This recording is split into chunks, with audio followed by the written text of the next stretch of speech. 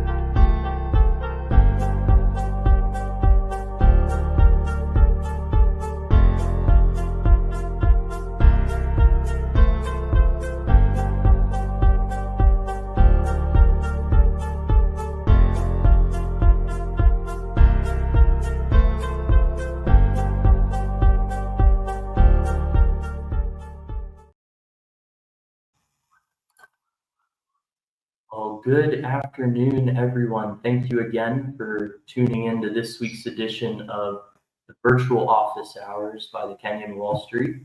We have an extremely exciting conversation today. We have Dom Rozic, the co-founder and CEO of Minka, a Colombian fintech company which recently announced that it is expanding here in Africa. And we also have Ali Hussein, the chairman of the Association of Fintechs in Kenya, here today. Thank you guys so much for joining me. Thank you for the invite. Great, perfect. So I think we should start for the sake of just introductions. For those of you who don't know me, I'll be our host today. My name is Andrew Barden. I'm the CEO of the Kenyan Wall Street.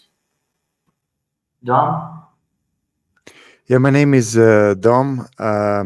I've been in technology for the last 20 years, really focused on protocols from internet to telecommunications, and now for the last 7 years, building a new protocol for payments and focusing on enabling teams to build payment systems.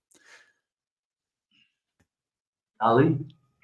Hi, everyone. My name is Ali Hussein Kasim.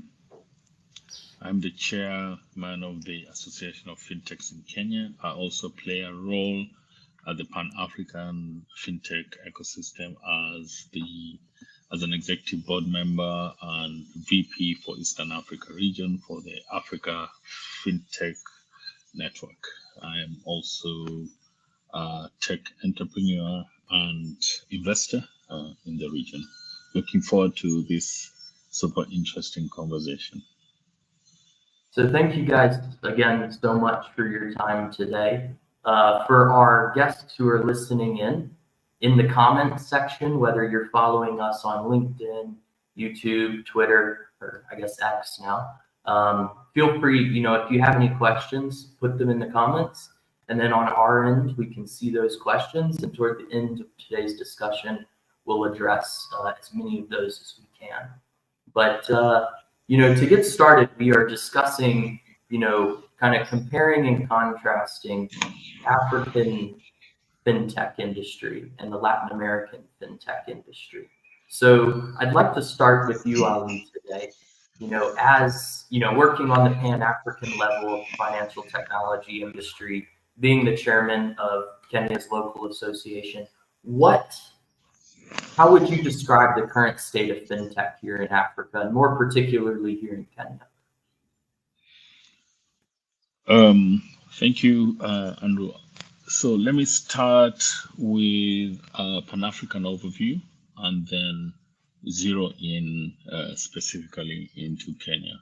So first, let's look at the key fintech markets across Africa. That's Nigeria, Egypt,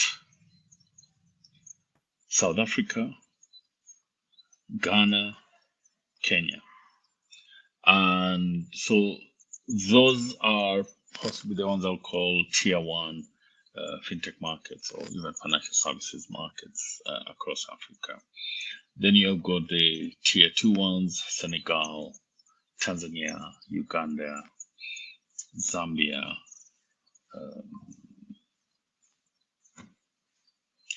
I would also think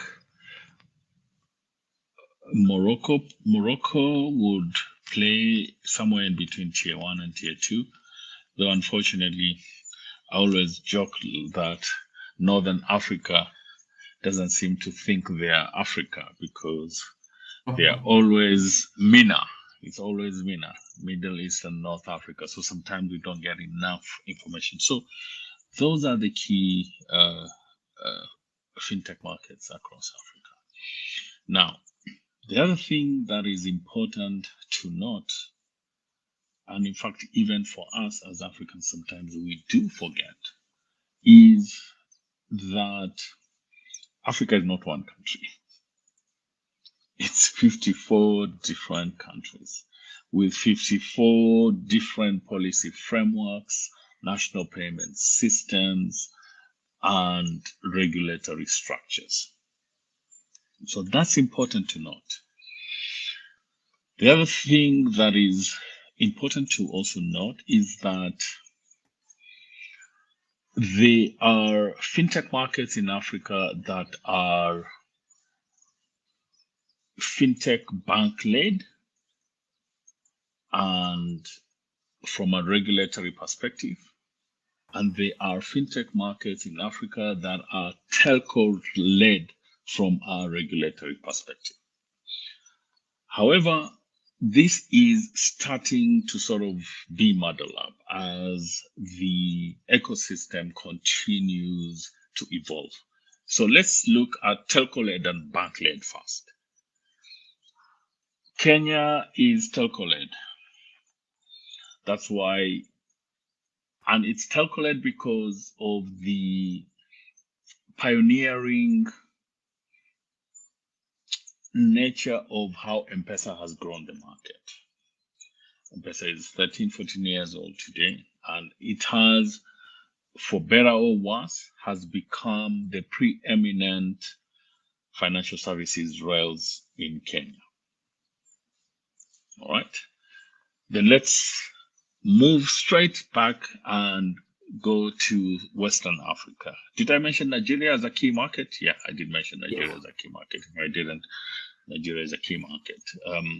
Nigeria's fintech ecosystem has always been bank-led, and I think will continue to be bank-led for a minute. I believe, and this is hypothesis, considering what has been going on in the last couple of years. Nigeria looked at how Kenya has evolved from a fintech perspective and looked at how crucial mobile money has played. And when I talk about mobile money in Kenya, again, for better or worse, I am specifically simply referring to M-Pesa. I mean, M-Pesa is 98.5% market share. Right, so that's synonymous. Nigeria looked at how dominant, and we'll revisit the conversation around dominant later, but Nigeria looked at how dominant one player became in Kenya and decided we are not having that. We are not having that. So they decided that the policy frameworks and the regulatory frameworks are going to make sure that banks take a lead in mobile money. Well, that went the way it went. I mean, it's not natural for any person or any organization to deliberately cannibalize themselves. So basically, banks simply ignored mobile money until very recently. And they paid more attention to NIBs, which is the Nigerian interbank system. And with the support of the Central Bank of Nigeria, NIBS became pretty important as a payment rail in Nigeria. Back a couple of years back, the central bank and policymakers decided this financial inclusion wasn't moving fast enough in Nigeria. I know in Africa, by the way, today people don't want to hear financial inclusion, but that's where we've come from. I think let's more talk about financial wellness and financial resilience going forward. And they looked at this space and they decided this is not moving fast enough. So let's license another segment in the payment ecosystem or in the financial services ecosystem in fintech. And they created a framework around payment banks. And these payment banks are basically mobile money players, because the biggest payment banks in Nigeria today, some of the biggest, including MTN Momo, MTN Mobile Money, are telcos, but they are payment banks that are not telcos. So Nigeria is a population of 250 million plus people. There's no dominance yet. Where that's going to go, we don't know.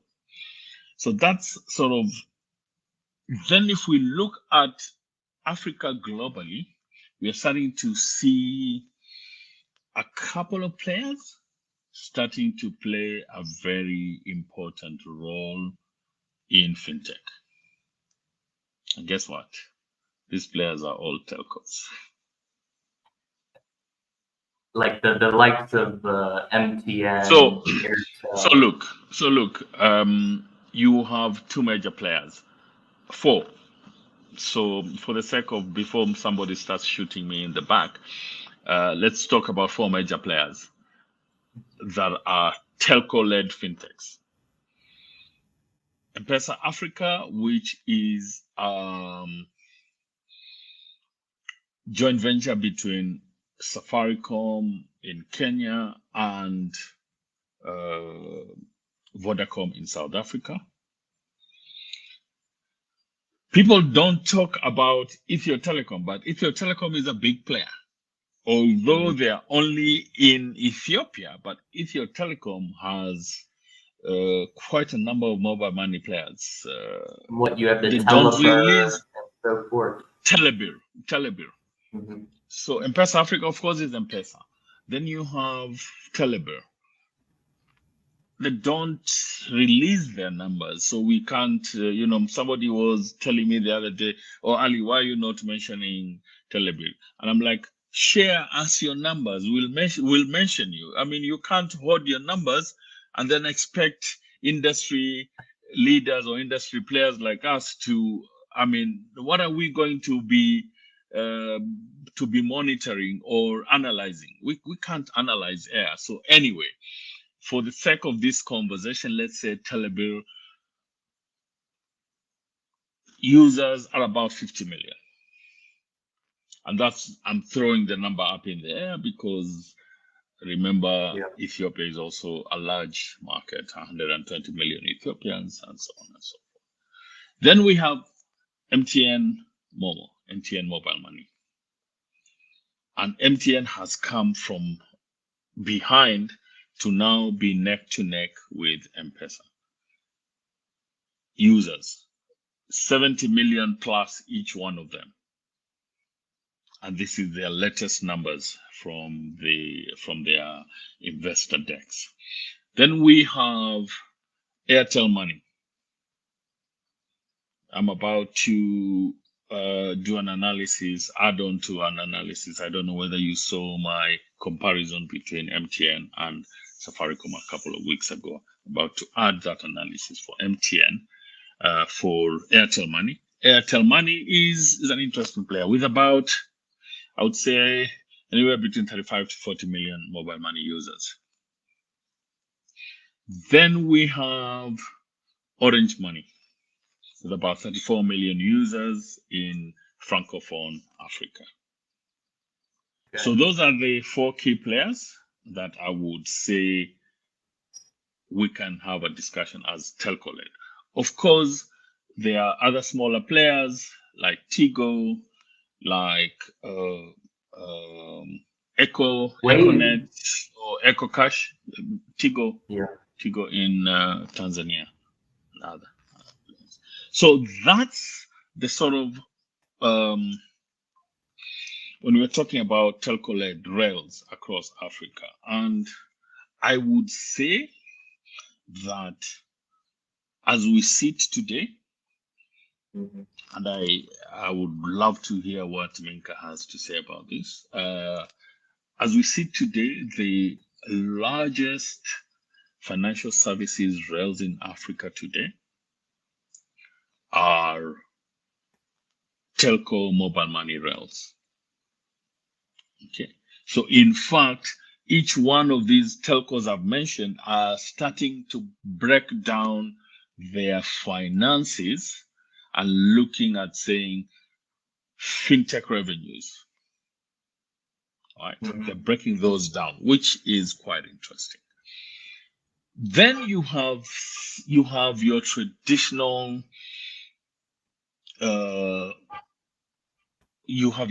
fintechs. You have the large Pan-African fintechs. Let me mention like the inner Pan-African and regional. Yeah, Pan-African and regional. These have different rails. They have APIs. They're playing. Flutterwave, of course, Ghana's the most mentioned because they have been pretty good in terms of being out there in the market, both positive PR and negative PR. I think it's politicians who say the only bad PR is no PR. So, so Flutterwave, number 1, Cellulant, number 2, Fair Money, Kopo, which has now been acquired by, I forget the Nigerian fintech, Money Point. Yeah, PesaPal, Kenyan fintech. For me, PesaPal is one of the most interesting fintechs.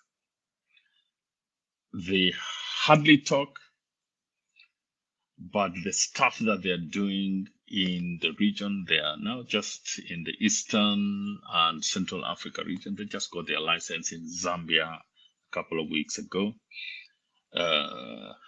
Craft Silicon, which is both a core banking company that has built and enabled banks for many years, and now they also have a payment service license, a PSP license, payment service provider license in Kenya, and they are also the mothership of Little, which is giving Little Cabs or Little App, which is giving Uber a run for its money, at least in Kenya, and they're in several other African countries. Then you have the blockchain players across Africa. The one for me that is I'm starting to look at very, very closely is this blockchain company. Let me just look at the name again. I keep on forgetting it. My apologies. Just give me a minute. This blockchain company in Nigeria that seems to be gaining traction in terms of partnership. Yes, they're called Zone. So Zone, so NIBS, the Nigerian Interbank Settlement System, has adopted the Zone point of sale blockchain system, which is marking a super significant step in the country's digital payments evolution. The minute we start talking about blockchain, you can start seeing the opportunity and the possibility to scale across Africa. Unfortunately, now let's talk about the regulatory landscape across Africa. Unfortunately, most central bankers, when you mention blockchain or crypto, the tech of the other side, especially in Africa. These things are starting to change slowly but surely. As you can see, the Central Bank of Nigeria has licensed Zone. Africa has 1.4 billion people. These telcos I have mentioned, combined, the users combined would hit at the most 250 million monthly active users. There's a big missing segment there. So you've got 1.1 billion Africans who are still not touching digital payments. Now, I think about 2-3 years ago, I had a conversation with McKinsey team who were putting together their first report on fintech in Africa. And when that report came out, I think the McKinsey report was named Fintech in Africa, the end of the beginning, or something like that. But if you read that report, only 10% of payments in Africa are digital. So the million-dollar question that we need to start asking ourselves as Africans in the financial services space, in the fintech ecosystem, is that where is the 90%? And what is the most critical thing that is holding the majority of us Africans getting onto the digital payments ecosystem? Okay. I can tell you number one, for one of the key pain points is cost of payments, fees. The fees are just too high. Yeah, the fees are just too high. So let me stop there. Let me not hold the conversation. Let me stop there, and we can come back. Yeah, Ali, thank you so much for that. And I think in summary, some of the big points you made is that we have to remind people, Africa is 54 different countries. That means 54 very different ecosystems that work very differently. Where fintech innovation in Kenya, fintech, largely digital payments, has been led by telcos in countries like Kenya. It does not necessarily been that way also in Nigeria, Ghana, or Egypt and such. So, thank you so much for that, Ali. Now, pulling Dom here into the question, being that Minka was built, in Colombia, focused toward that ecosystem at first, I'm really interested to hear what are some of the similarities and differences that, as Ali was explaining how fintech and the industry works here on the continent, what are some similarities and differences you were able to pull out between, say, Kenya and Colombia? Yeah, Ali, thanks for the overview. This was really, really good overview of the state of fintech in Africa. There's many similarities across the continent, and you look at Latin America and Africa. First of all, it's very similar in the sense that there's almost 40 countries that you have with different regulatory framework. Each of them is kind of completely different approach. You have 3 larger markets, similar like you do in Africa. Brazil, which is pretty much the same level of population as Nigeria. It has a similar approach, central bank with regulation focused on their own ACH system. So NIBS is equivalent to PIX, which is the product of the central bank. So you have basically a regulatory push. You have Mexico, which are put on the side now because there was some intent to do something similar, didn't work. Then Colombia, which on the population level and the cash usage is almost the same as Kenya. It's very interesting now. The approach, I was lucky to work in the telco industry before I started this, so I know really well the projects in Africa, and I did participate in some intents in Latin America that failed spectacularly. Wasn't my fault, I have to say right away, but there were intents that didn't work for 2 reasons. Everything that is happening in Latin America is mostly bank-led, so bank actually protected through regulation and through their own interest, their own market, let's say. And when you look at who are the largest right now, if you say mobile money, or in Latin America, it's mobile wallets, but like Ali said, it's pretty much the same thing. They're mostly either powered by the largest bank.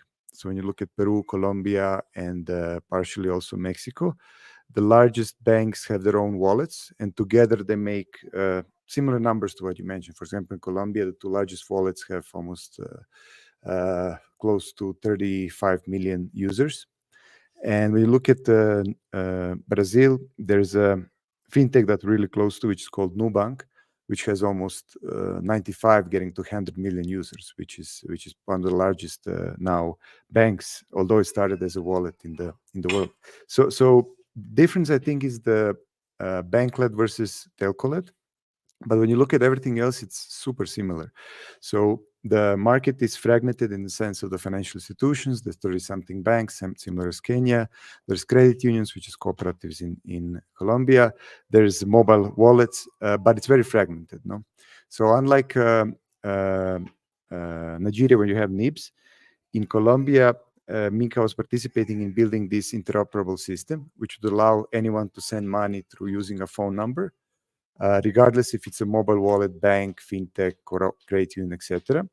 And I think that's something that is relatively a new model, because instead of having one strong player like M-Pesa, now you have many different players and new players coming in. But since it's interoperable, it's very easy to transfer the money. So I think the opportunities are also similar. I think that it's very hard to compete in the level of the let's say mobile wallets or mobile money with M-Pesa, but there is still a large long tail that you need to include in the payment system. So I would say much more similar than what we expect. Even when you look at numbers, it's unusually similar. Yeah. Interesting. I didn't know. I've never been to Colombia. If you invite me, I'm happy to come to Bogota or Medellin. I'm sure Ali Although would we be both happy have to good come with coffee. me. We both have good coffee. We'll just exchange which coffee is better. Yeah. Yes, of course. That's more of a political question than you think. But, it's good to hear that mobile money has made its way to Colombia. Mobile money had its start here in Kenya, invented globally by Safaricom. And now, I believe, and correct me if I'm wrong, I believe it's almost 100 countries across the globe now have some form of mobile money. Of course, penetration numbers That is correct. are different. Perfect. That is Penetration correct. numbers are different in each ecosystem. But Yeah, Ali, so, question: what made go on. Safaricom and M-Pesa? What made M-Pesa so successful here in Kenya?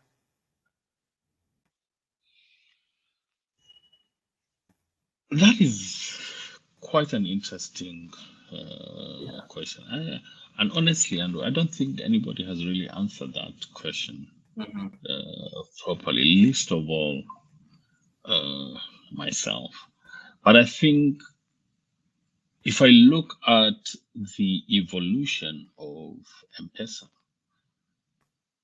in Kenya and their success, and just tracking what they did right. First, what I want to do is debunk the notion that it was technology that attracted people. I'm not saying that technology was not involved, but what Safaricom did and what Safaricom cracked was distribution. Okay. That's the Number secret one. to telcos. They can reach almost everyone. Number one.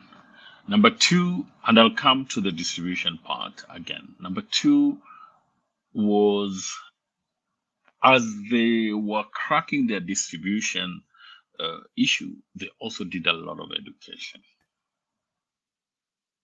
Okay. Now, so let's look at distribution. Cash in, cash out. We talk about these things today like, Rozic, we talk about this like we know, but nobody knew then how the agents that Safaricom created rather enabled have become so crucial and will continue to be crucial going forward in terms of how mobile money and how fintech evolves across Africa. You remember the old Coca-Cola ad that used to go, you will not go an hour anywhere without finding a Coca-Cola. I guarantee you in Kenya today, you will not go an hour without seeing an M-Pesa sign somewhere, even in the most rural of places. And that ubiquitous USSD, which can run on 2G, is still the largest component of payments within M-Pesa. So then trust. I remember the first time sending money to my father. That was via M-Pesa, and I sent him money. I'm in Nairobi, he's in Kilifi, which is about 600 kilometers away. I said, okay, I'm sending you money through your phone. It's like, what do you mean? I said, look, don't worry, I will take you through this. So I sent money through M-Pesa. He was not registered, so I asked my brother to go to an M-Pesa shop, which were not as ubiquitous then, but they were close enough. Went there, registered for his M-Pesa line, and got his money. Now, if we were to do it the other way, I would have sent it to him through his bank account. It would have taken him 2-3 days to access the money. From the point of me sending him, and this is 10 years ago, the point of me sending him money to the point of him having cash in his hands was 1 hour. He was in total shock. He could not believe it. And the rest, as I say, is history. Yeah. You know, many people in Kenya today, I think the notion of a bank has changed in Africa completely.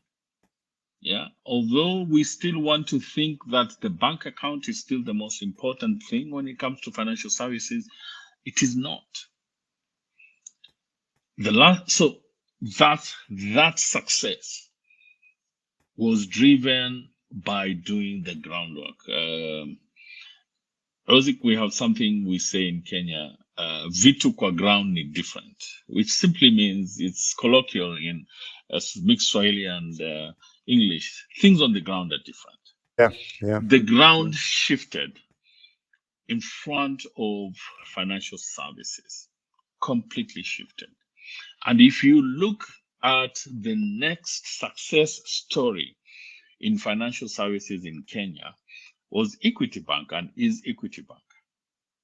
How did Equity Bank become successful? They decided for us to compete with Safaricom, we must launch an MVNO. So they went to Airtel. They had an agreement with Airtel. They launched an MVNO, and the rest is history. Again, Equity Bank is the most successful bank from a digital transformation perspective. I'm not even going to say in East and Central Africa. I will dare say in the world. A traditional bank that within a couple of years of launching their digital transformation had 97% of their transactions on mobile phone or digital. 97%. I mean, I challenge anyone to give me another number that will beat that number anywhere in the world. Okay, interesting. I mean, even in countries like the US, you know, if my family wanted to send money to me, they got to go to the bank. And forget the US. The US, you know, sometimes I laugh and I wonder, how is the US the central place for financial services in the world? It's just trust and the dollar. But when it comes to digital transformation, Mm-hmm. they're talking about instant payments now. I mean, we've Yeah. had instant Yeah. payments for 13 years. So the US is not in this conversation, with all due respect to all my American brothers and sisters. Absolutely. It's been a horrible ecosystem there in terms of innovation. But I now, still use you know, checks ubiquitously in the US. I mean, who Yeah. uses? When was the last time you received a check for your payment, Andrew, in Kenya? I mean, I have in checkbooks Kenya, here. I've not used. I have checkbooks in my drawer. I haven't used for 2 years, wow. at least. Yeah. Yeah. Every once in a while, there's a client with a check, but it's quite rare. Yeah, every once in a while, absolutely. Yeah. And Dom, you know, you touched earlier about the state of mobile money in Colombia. I want to come back to that. You know, how did the mobile money industry get its start in Colombia? You know, what was it similar to Kenya where Safaricom came out really hard?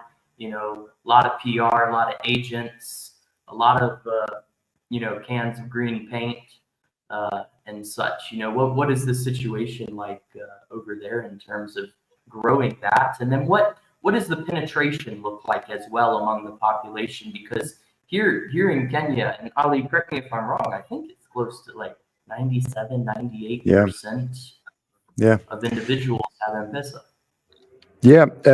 I mean, you mentioned some point, like there were some, the market was inspired by M-Pesa, but in a different way, I think. I mean, I think it also comes with a very good point that Ali said with cash agents, no? So what has been happening in the last 10, 15, maybe even longer, last 20 years in Colombia is that there has been several large cash agents which have been dominating the money transfer business, no? So if you look at like 6-7 years ago, money transfers were either through bank account, like Ali mentioned, 3 days. No, actually, it's like 3 things. Like have a lot of information you need to do, takes 3 days, and once you get the money, they take half the money away because the fees were too high. No, if you want to do a micro transaction or small transaction, so that was one thing. On the other hand, you could go to an agent and then physically deposit cash, and they would be actually operating as similar to a postal service. They would deliver the money on the other side. So those 2 things cash agents started to grow really significantly in Colombia, and the existing financial system, it's quite more agile. They had 2 movements that they did. Telcos were afraid to enter. Tigo is actually one of the operators who is present in Latin America and tried, but the banks decided that they want to react before the market takes them over. So there was 2 things that happened. The 2 largest banks, and now most of them have it, they launched their own mobile wallets. So there is no referral to mobile money because of that fear of the operators. So they refer to mobile money or mobile wallets as mobile wallets. And the second thing that happened is that the banks really early on decided to get together. They have a local ACH, which is privately owned by the banks, and build a system where they could basically compete with the cash agents. So the idea was to build a very similar solution to mobile money. You can have a phone number and you can initiate a transfer and receive it in a few seconds. No onboarding, because they already had a lot of clients onboarded, and they did a massive onboarding campaign for their mobile wallets. And the result is that in the last 3 to 4 years, there's actually more accounts opened, not active, but opened, than there is population in the country. No? So when you had some together what ACH did with interoperability, and then you sum up the mobile wallets, you actually have a very good coverage in the country, and most of the people today are actually used to sending money through a mobile phone. This is now being coupled with regulation from the central bank that so even getting more Wild West and more fragmented, because the central bank is now pushing the idea that anyone can do a similar ACH system to what we have. So probably what's going to happen in the next few years in Colombia, it's going to get even more interconnected and even more private players who are going to be operating this interoperability space. So just to add at the end, distribution is the key, like you mentioned. The cash agents did that role in Colombia, but now the technology played a significant role, because what the effect that you had with M-Pesa dominating the market as one player, you have now with 37 players who seem as one, because there's just a phone number that is interacting there. So it's possible to achieve that, I think, in other markets too, but it's more like a bottom-up approach. And honestly, we've been fighting against the banks, the markets, the everything to make this work, instead of what M-Pesa really intelligently did is they used their distribution network to build it and be the first in the market. So I think that this one winner takes all is something that's going to be hardly replicated in other markets compared to what happened in Kenya. Okay. And do you feel the regulatory institutions in Colombia? I don't know, how many regulators are involved in financial services, but do you feel that, they are doing enough and being very proactive in making sure that innovation can take place and that proper competition can also take place? You're asking a crypto anarchist if regulation helps. So it's not it's not a good, because I'm always going to do the same answer. No. I like that one. Crypto anarchist. Yeah, I'm going to be politically correct and say that the regulation is usually a bit behind the market. So there is a strong push now, just to mention that, which is interesting because I think it's going to happen in Nigeria, or it's happening right now. So the central bank is trying to open up the market in the sense that they want to regulate really clearly how the market should work, and they even want to get involved in the sense that they want to be the one who is also one of the possible payment networks in the country. But you have a lot of interest. You cannot do it perfect, so it's still a process. I think the regulation would help for two things. And that's the case in Peru. In Brazil. One, P2P transfers free. It is something that we're pushing, and we have most of the banks still free on the platform. Why? Because then, like you said, it's more financial, not inclusion, but actually you have opportunity. And the second thing that where regulation can help is to actually level the playing field. So make sure that whoever wants to enter has the same conditions as the legacy players. So it can help, but it's very complex to lead with regulation. Usually come with regulation after the market's shown what it does. No? Okay. And Ali, what do you think, similar question for you. What do you think the role of regulator is, here in Kenya, and how, I guess, proactive are organizations like the CMA, CBK, and such in ensuring that there is innovation and proper competition within the fintech industry? I know it's a little bit of a political question, but I don't mean it to be. Oh no, I don't mind being politically incorrect on this one, absolutely, because look, I think that regulators across Africa have come a long way, but they still have a long way to go. A couple of weeks ago, the Association of Fintechs in Kenya held a policy and regulatory framework webinar for the ecosystem in Kenya, and guys were just complaining.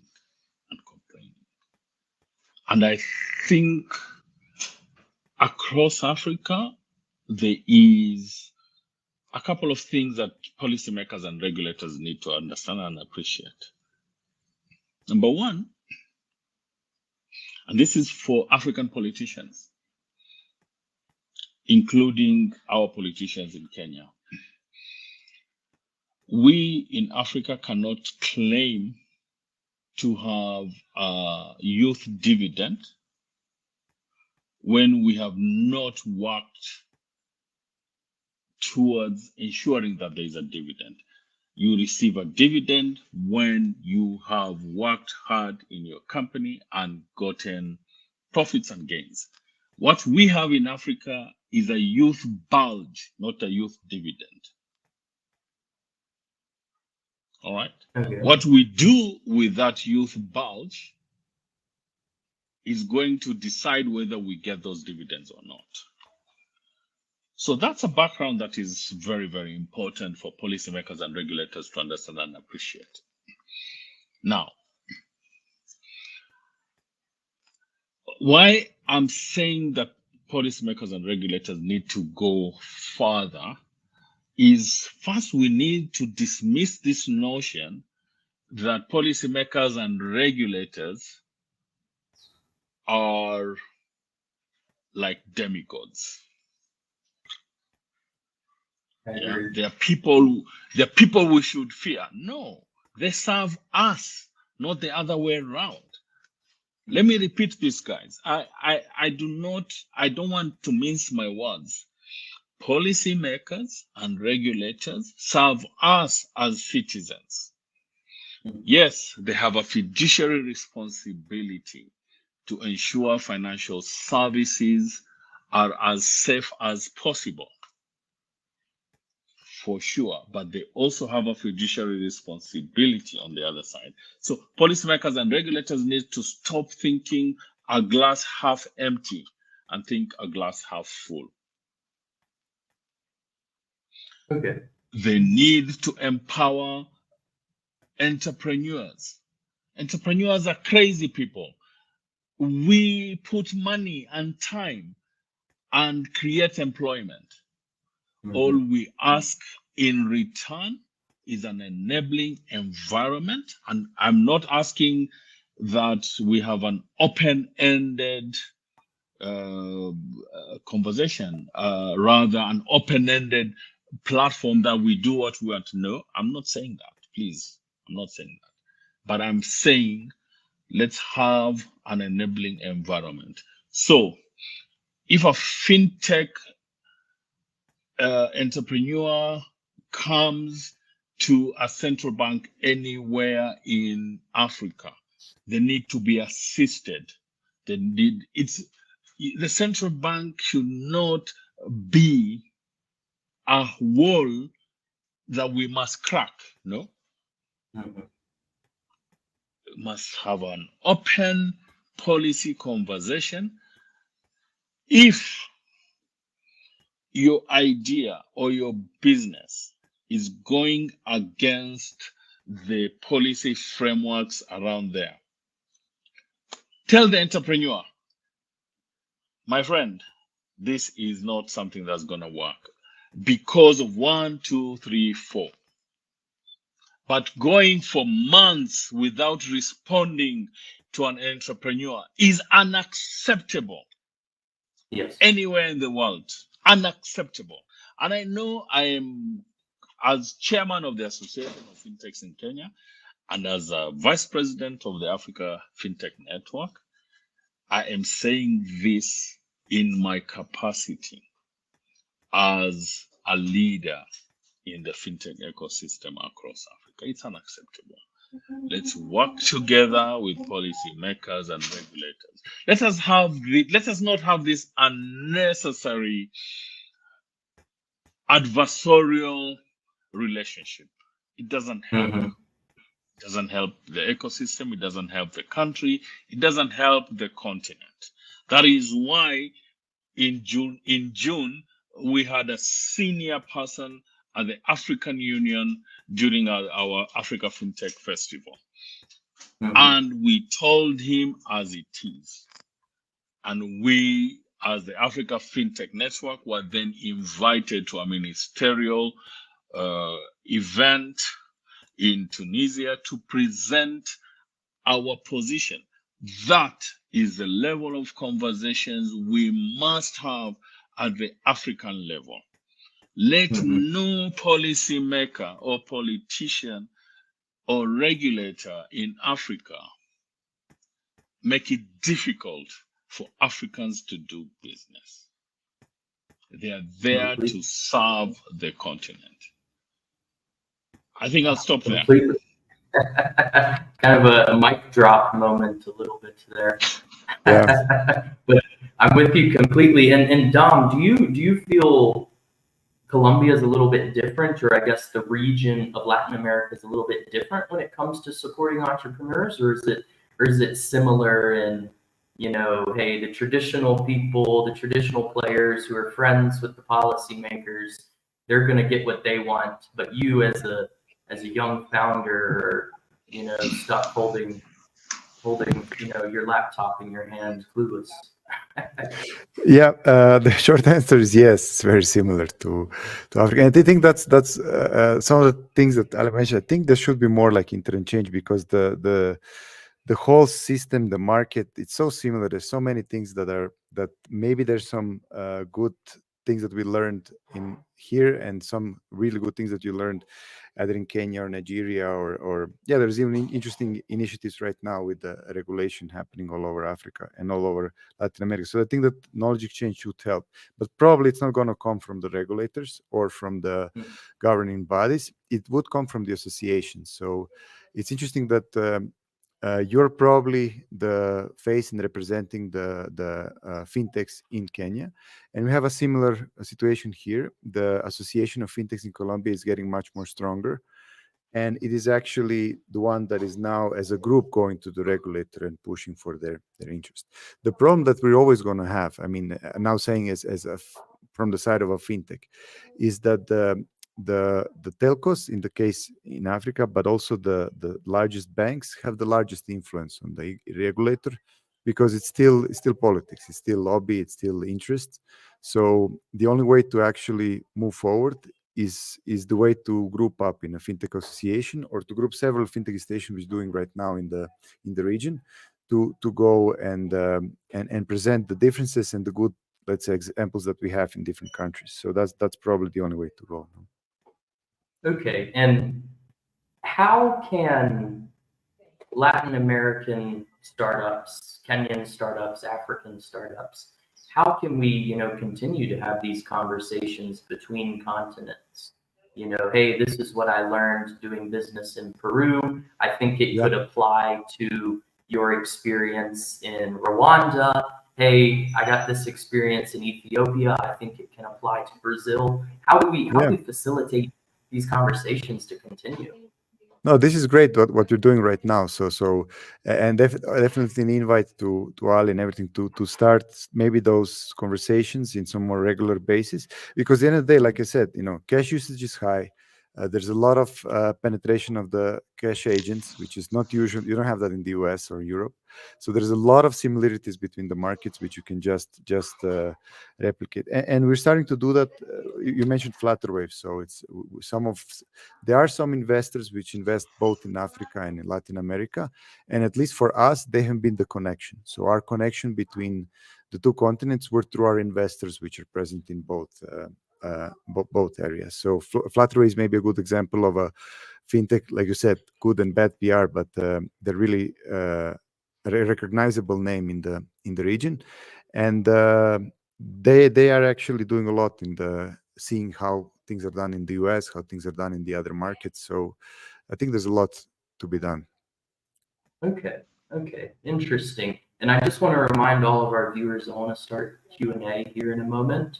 So if you have any questions from today's session, add them in the comments section to the stream. We'll be able to see it. We can pop your question up on the screen and we can address it. So yeah, very exciting. Now, Dom, the one thing I think we haven't talked about today is Minka itself. Mm-hmm. How is Minka applied, within the payments industry, the banking industry? What role do you play as a startup in all of this, I guess, conundrum of different players? Yeah, we're a unusual company. First, we're a deep fintech. So I'd say that we're like the Super Marios, like doing the pipeline, like really, really low level pipeline. So basically, someone described here like we're doing the work nobody else wants to do. Nobody wants to do like direct connectivity to some banking core in Nigeria. That's exactly what we're providing. So we don't see ourselves as a fintech that's going to be competing with. There's very few companies that I can see that are trying to go this low level. So what we are doing is more enabling frameworks and technology for other companies, which are fintechs, banks, clearing houses, to take those frameworks and those technology components to build their own systems. That was the case in Colombia. We're also working in Peru now, Dominican Republic. We have some initiatives starting in Mexico. We are starting with an interesting project in Nigeria, which hopefully we're going to mention in a few few weeks. And the base of this technology is just Legos and building blocks, which would accelerate this interoperability, which is our vision. So our vision long-term is for money to flow, because what we've seen, and actually Kenya is a good example, but it also happened in Brazil, it's happening now in Colombia. When you enable money to move phone number to phone number, almost zero cost or low cost, everything else in the fintech ecosystem starts moving. And it's not just financial inclusion, like you mentioned. Now you have more options. Now you have visibility. So our vision is that we're going to be providing the Legos or the tools for other people to build or integrate payment systems. And we're more a tech company and a technology enabler, which a fintech bank or a clearinghouse can use to then build something much interesting and smarter than we'd ever think of. Okay. Interesting. So maybe I just mention one of the things you mentioned. What is interesting right now? There is not a lot cross-border currently, but I think what is happening right now is that since we're in the position to connect several ACHs, which is basically the whole system, what we're seeing right now is what is happening in Latin America, and I think it's starting to happen in Africa with some of the companies you mentioned, like Zone, but there's going to be more, is that this interoperability will soon maybe enable regional or Pan-African transfers. Now, I think this is something that's probably coming in the next months, and that's something that there's a lot of experience in Latin America, and then that experience can be shared to Africa. Okay. Now, I have a question here. We can start our Q&A. So as I mentioned earlier, if anyone listening has any questions, please add them in the comments. I have a question here. This one is geared towards Ali. I think you addressed it a little bit earlier, but it is asking, what should the common person, the common wananchi do to help ensure that in entrepreneurial environment here in Kenya, and I guess for the sake anywhere else in the world, improves and gets better and supports entrepreneurs more effectively? I'm not sure that person wants me to answer that question, but I'm going to answer it anyway. I think it all starts with the right leadership. And unfortunately, for most of us citizens, we don't want to do the hard work to ensure that we have the right leadership. Because policies of any government, everything starts with policy. You have the right policies, then you have the right budgets to support what is required. You have the right regulatory frameworks. Every time I am asked a question like that in public forums, I simply ask, when was the last time you had a conversation with your member of parliament? Is that member of parliament aware that he's our employee or she is our employee? Or do they think they go into parliament to just create laws for themselves? I think the assumption is that people think that these guys are not, until we had the Gen Z protests a few weeks ago in Kenya, which shook every politician in this country. So the simple answer is that for you to have the right support for every facet of this economy, whether in Kenya or Africa or anywhere else, you must first have the right leadership. And it is your responsibility and my responsibility to ensure that our civic duties, electing the right leadership, our civic duties to protest government corruption, that's our civic duty. Protests can come in many ways. Just saying something on social media, going out on the streets to say peacefully, saying this is not something that we've elected you to do. And this is across the world. It's not just in Kenya. So I think it starts with us as individuals and then trickles down to everybody else. Thank you for that. And I got another question here. It's not addressed to anyone in particular. I forgot to pop it up on the screen last time.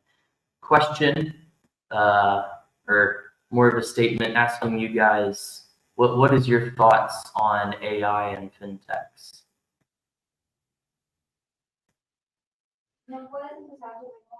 Anything? Yeah. Maybe just the use cases. I think that right now AI is a similar buzz that blockchain was before, no? So I think it's the same situation, because for blockchain we still have to see like the major impact on the actual use cases. Minka has been working since day one, and technology behind is blockchain, but we don't try to mention it because at the end of the day, you can do a lot of the similar things with different types of technology. For AI, it's very limited, the usage that you have. There's a lot of noise about it. What we are seeing and what is popping up is fraud, which is a very similar, anti-fraud, which is a very important segment to payments in general.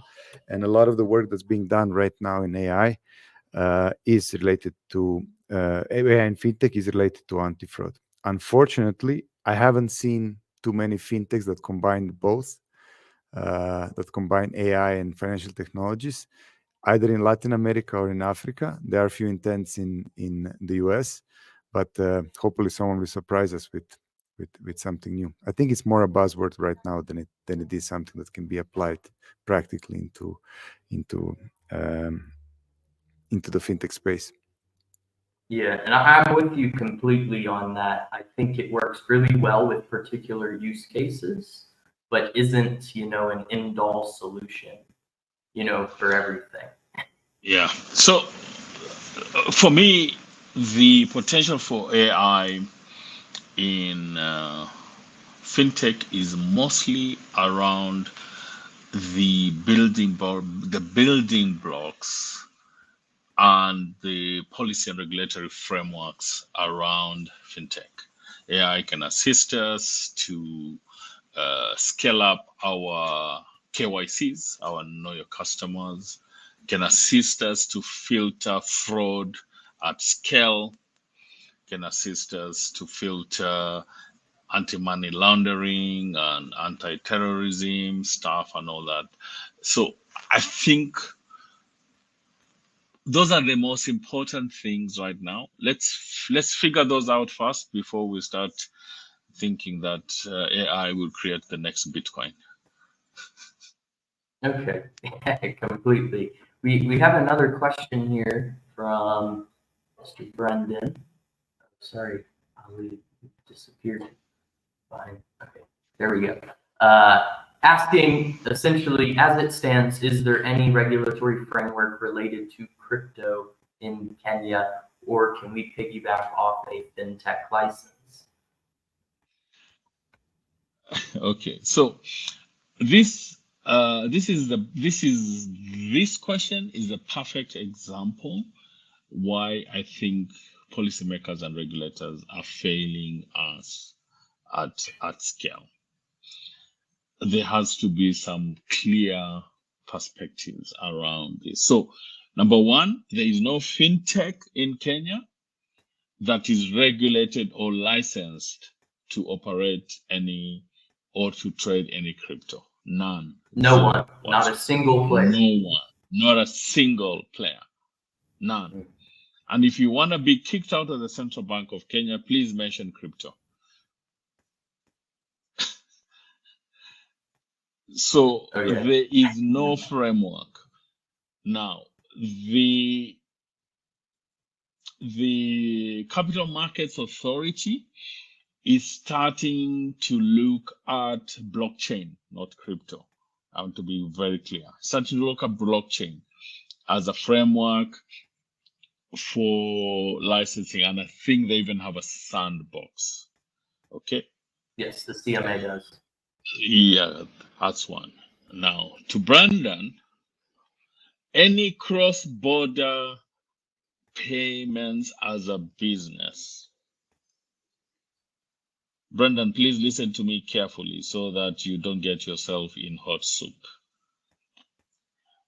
Any cross-border forex, you must have a money transfer operator license from the Central Bank of Kenya. If you don't, my good friend, you are in violation of Kenyan laws. And any AML, anti-money laundering, terrorism, funding acts that are in place can be put on your neck, my friend. Be super, super careful. Now, you can, with the permission of the regulator, be able to do some cross-border transactions. You can speak to regulated entities like banks, like fintechs, like WapiPay, who already have a license with the central bank. But even before they allow you to piggy ride on their systems or on their license, they must first put your application to work with them in front of the regulator. And this is advised to any young fintech entrepreneur, innovator today. A good friend of mine, Robert Ochieng, always reminds us in the fintech ecosystem, please do not forget the fin in the fintech. There's a reason the fin is first, not tech fin, but fintech. Yeah, so don't focus on the tech alone, focus on fin too. Now, Dom here will tell you that financial services is the most regulated industry in the world today, not just in Kenya or in Africa. Okay, and there's a reason for that. Money, apart from your spouse, money is the other most sensitive thing in the world. So let's be cognizant of this fact, guys. And let me just finish this response to Brendan by saying this. Moving fast and breaking things is not something central bankers do. That you can leave to Mark Zuckerberg. And even for him, he has discovered with Libra, yeah. very quickly what that means. Yeah. So guys, don't think that building a fintech is about building the most interesting code or building the most interesting product on the blockchain. No, that's just part of it. Yeah, you must take care of the fin in the fintech. Thank you. Yeah, and I think when it comes to building a fintech company, if you look at it, I don't want to pick on Dom at all, but some of the most profitable business models are the most boring fintech companies. Exactly. And many of them 100%. you'll never know the name of the company either. As a common person on the street, you'll see M-Pesa everywhere. But do you know the people who are, that M-Pesa is using their technology within their systems? You'll never know about them, but they're making a boatload of money as well. Huawei. It's better to be a company nobody knows, but everybody uses. Those guys have understood they can't deal with the fin, so they're dealing with the tech only. Exactly. Okay, we have. I want to do 2 more questions because I know all of us are busy. We have stuff to do. I have a question here from Mr. Martin. It's long. I haven't had time to read it, but I disappeared. It's cool. But let me read it real quick. I believe Yeah. there's an elephant in the room for both markets in Colombia and Africa. Now that X is exploring money transfer, I guess I'm assuming this is talking about Twitter and such, and bearing the current situation in Kenya, do you think that X payments with the help of satellite internet will disrupt the financial system, especially considering X with their tech, they're bypassing common problems most fintechs are solving? I can I see, answer Ali, the you're tech. shaking your head. Yeah, I can Go answer on. the tech, and Ali can give the fin part. But I think we're going to agree on that. I mean, when you look at, I heard this so many times. Like even for Colombia, like now Facebook's going to come with Libra, or Facebook's going to come with WeChat. They're going to take over the payments. Then, sorry, with WhatsApp. Then WeChat had a big launch in Colombia. They're going to take over. So the thing is that the Ali mentioned money sensitive thing, and it's super fragmented. Like it's like a language. There's thousands of languages. We're not going to have one language. No, so it's very unlikely. And many people have tried to have one dominant player regionally or globally. You usually hear of stories where, I don't know, WeChat is dominant in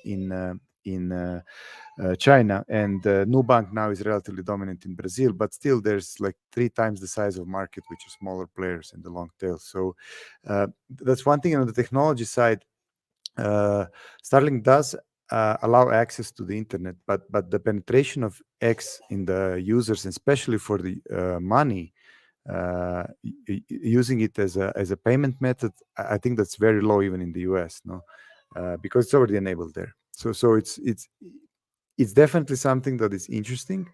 I think that closer to that is probably Block, which is the thing that went out of Twitter, but it's very unlikely that one player dominates any local market player.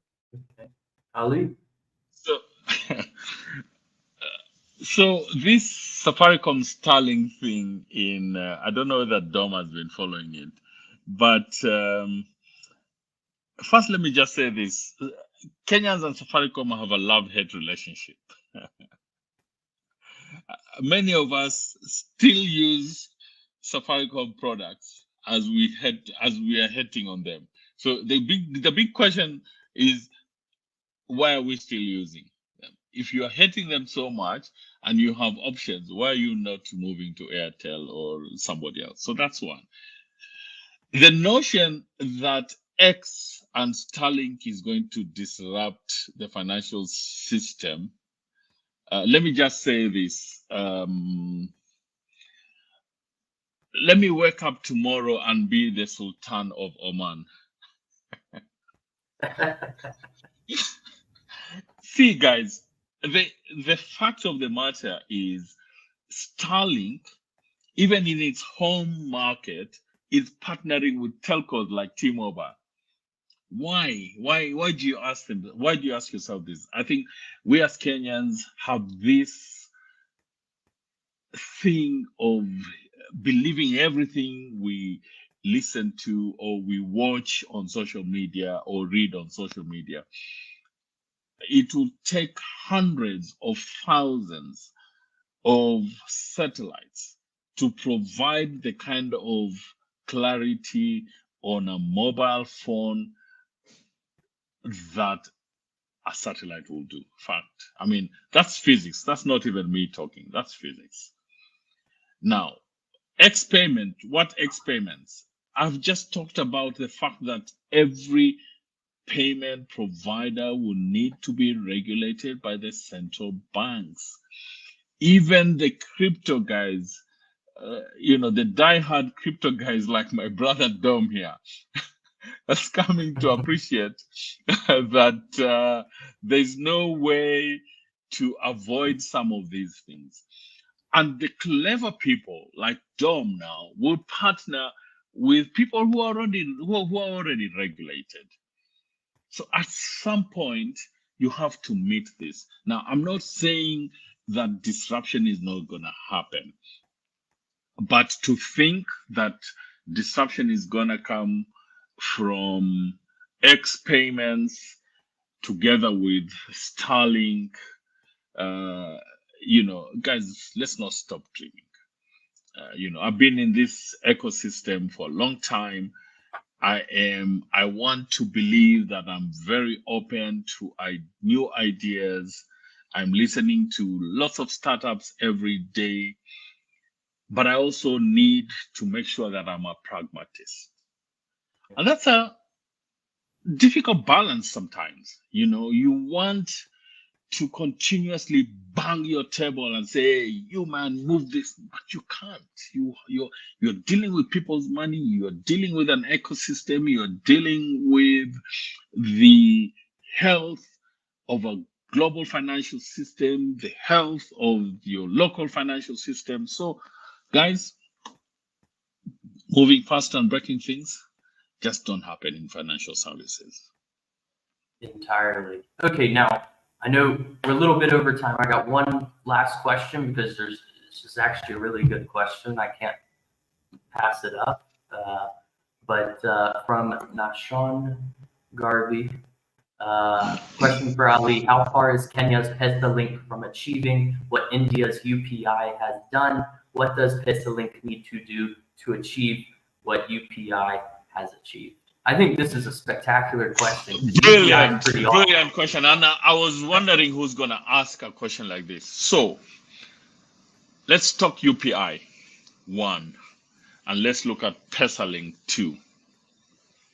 UPI is a government of India driven initiative. Am I right or am I wrong, Dom? Completely right. Similar to PIX. It's easier. Absolutely. NPCI is private, but it's government. Let me just say this, how governments work. Even if you don't like it, they're going to shove it down your throat. That's one. So, as we speak today, UPI has an international division that's pushing the UPI model across. What's the game plan here? I'll leave Dom to answer that. So, UPI has been successful because it is anchored on a policy and regulatory framework. Period. You can't do without UPI. In India, UPI is the predominant rails. Mm-hmm. PesaLink. Now, I'm not going to be politically correct here. I'm just going to say it as it is. And I have good friends at PesaLink. PesaLink, the problem why PesaLink today has not achieved more than 1% or even 2% of digital payments in Kenya is because one, PesaLink is owned by a company called IPSL, Integrated Payment Services Limited. IPSL is owned by the Kenya Bankers Association. And I'm saying this is not the first time I'm saying it. I have many friends in the banking sector. I have many friends in PesaLink, and I'm saying it as it is. They have heard me say it, and I continue to say this. PesaLink's failure to gain more market share is simply because bankers have gouged on M-Pesa profits until they are fat, they can't even stand up. Okay. So to allow PesaLink to grow and provide the bulwark against so-called dominance is to tell bankers to put aside the profits and the fees they are getting from the partnership with Safaricom. That's not about to happen. It's not about to happen because this association may be an association for banks, but each bank has a responsibility to its shareholders to make money. And making money right now is more short-term than long-term, unfortunately. Nation, the last thing I can say about PesaLink is that things are starting to happen at PesaLink. Unfortunately, they're happening too slowly. PesaLink is the best option for us right now in Kenya to create open banking or open finance framework. And already that is starting to happen. How much longer is this going to take? Your guess is as good as mine. Okay, thank you for that. Before we conclude, any concluding thoughts from either of you? We want to wrap this up. It's been an hour and 20 minutes. Dom, any closing thoughts and insights that people should know? Let me let Don have a last word, since he's our guest today. Let me let Don have the last word. So to just say that the fintech revolution in Africa is just starting. My sense is that to get the more than 85% of Africans to be fully immersed in the digital economy and the digital ecosystem is that we must make payments, digital payments, as cheap as possible. And to some extent, I have this firm belief that payment fees are a race to zero. We must start thinking about layering things on top. Wealth tech, insurtech, reg tech, e-commerce or commerce in general, cross-border payments. It's a shame today that cross-border payments into the African corridor, any African corridor, is the most expensive in the world. Between 8 to 12%. That's unacceptable. That's unacceptable. And there's only one word that I want to say that will bring that down to maybe 2% or even 1%. I know this is not a word that central bankers want to hear, but that's blockchain and crypto. Over to you, Dom. Yeah, maybe just to go back and apologies, I have my CFO here. She wouldn't left me. So she's going to help me with the closing note. So I think that Kenya and Colombia have so much similarities that it's very unusual. If you look at like 80% of all the payments are still cash, regardless of M-Pesa, regardless of 5 wallets and Transfija and everything that's working on. And regardless that it seems that a lot has been done, I think we're like 10% done on the side of the payments too. I agree with Ali, payments should be something that is instant, free, completely simple to use, and it's going to be the backbone of building a lot of new services. Cross-border, I think, is the same topic and the biggest topic right now in Latin America, and it's going to be the large topic in Africa. And I think that technology there can play the key role. So Ali mentioned blockchain. I think in general, technology is going to be the solution because there's a lot of legacy players right now who are actually slowing down the whole pace of the development of the fintech ecosystem. I think great things are coming, and it's maybe even a good idea to make these things more often because there's a lot of learnings that we can learn from Kenya, and in a way we did. Banks learned about M-Pesa and prevented it on time to happen in Colombia, and I think we now have some really interesting sites that we can share to Kenya too. All right, well, thank you so much, Ali. Thank you, Dom. Thank you, Dom CFO. Thank you guys so much for your time today. This was a great discussion, and for anyone who may not have seen the whole thing, this is going to be up on YouTube in T-minus probably 5 seconds. You can find it there on all the Kenyan Wall Street pages, and stay tuned for more exciting conversations like this. Thank you guys again. Thank you very much. Thank you for organizing. Thank you, guys. Thank you, Andrew.